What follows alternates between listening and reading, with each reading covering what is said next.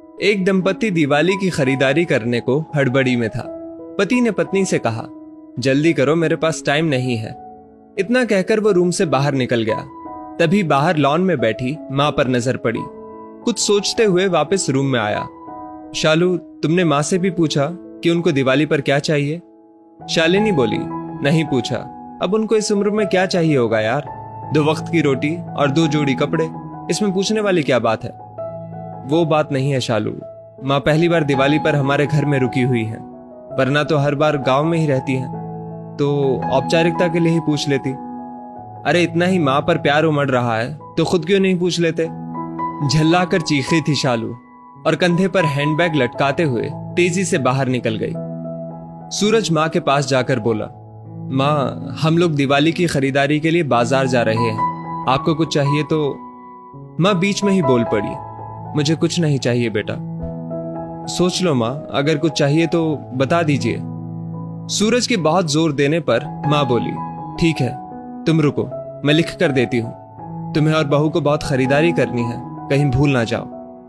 कहकर सूरज की माँ अपने कमरे में चली गई। कुछ देर बाद बाहर आई और लिस्ट सूरज को थमा दी। सूरज ड्राइविंग सीट पर बैठते हुए बोला, देखो शालू, माँ को भी कुछ चाहिए था पर बोल नहीं रही थी। मेरे जिद करने पर लिस्ट बना कर दी है। इंसान जब तक जिंदा रहता है रोटी और कपड़े के अलावा भी बहुत कुछ चाहिए होता है। अच्छा बाबा ठीक है, पर पहले मैं अपनी जरूरत का सारा सामान लूंगी, बाद में आप अपनी माँ की लिस्ट देखते रहना। कहकर कार से बाहर निकल गई। पूरी खरीदारी करने के बाद शालिनी बोली, अब मैं बहुत थक गई हूं, मैं कार में एसी चालू करके बैठती हूं, आप माँ जी का सामान देख लो। अरे शालू तुम भी रुको, फिर साथ चलते हैं, मुझे भी जल्दी है।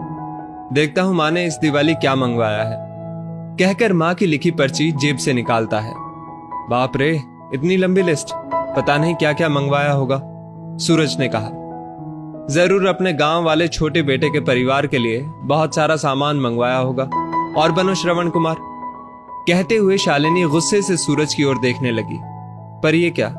सूरज की आंखों में आंसू और लिस्ट पकड़े हुए हाथ सूखे पत्ते की तरह हिल रहा था। पूरा शरीर कांप रहा था।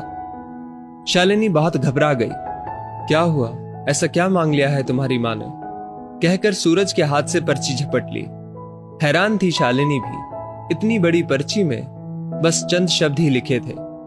पर्ची में लिखा था, बेटा सूरज, मुझे दिवाली पर तो क्या, किसी भी अवसर पर कुछ नहीं चाहिए, फिर भी तुम जिद कर रहे हो तो तुम्हारे शहर की किसी दुकान में अगर मिल जाए तो फुर्सत के कुछ पल मेरे लिए लेते आना। ढलती सांझ हुई अब मैं। सूरज, मुझे गहराते अंधियारे से डर लगने लगा है। बहुत डर लगता है पल पल मेरी तरफ बढ़ रही मौत को देखकर। जानती हूं इसे टाला नहीं जा सकता, ये शाश्वत सत्य है, पर अकेलेपन से बहुत घबराहट होती है सूरज।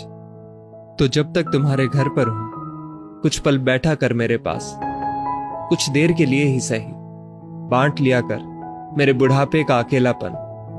बिन दीप जलाए ही रोशन हो जाएगी मेरे जीवन की सांझ। कितने साल हो गए बेटा तुझे स्पर्श नहीं किया।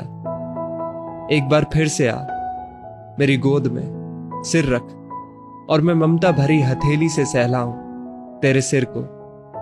एक बार फिर से इतराए मेरा हृदय मेरे अपनों को करीब, बहुत करीब पाकर, और मुस्कुरा कर मिलूं मौत के गले। क्या पता अगली दिवाली तक रहूं ना रहूं। पर्ची की आखिरी लाइन पढ़ते पढ़ते शालिनी फपक फपक कर रो पड़ी। ऐसी ही होती है मां। दोस्तों, अपने घर के उन विशाल हृदय वाले लोग जिनको आप बूढ़े और बुढ़िया की श्रेणी में रखते हैं, वो आपके जीवन के कल्पतरु हैं। उनका यथोचित सम्मान और देखभाल करें।